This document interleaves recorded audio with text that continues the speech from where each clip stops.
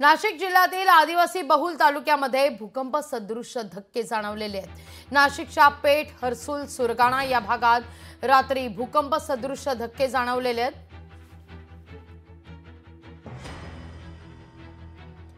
पेठ तालुक्यात मानकपूर, आडगाव, भुवन, धानपाडा या भागामध्ये रात्री 8:30च्या दरम्यान हे हादरे बसलेले आहेत।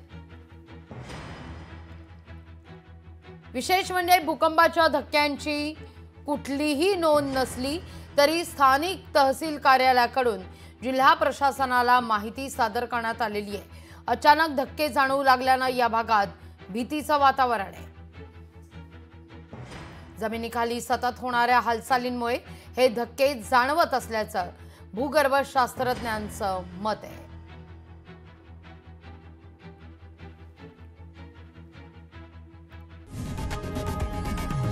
लोकशाही मराठी ऐका, पहा, जागरूक रहा।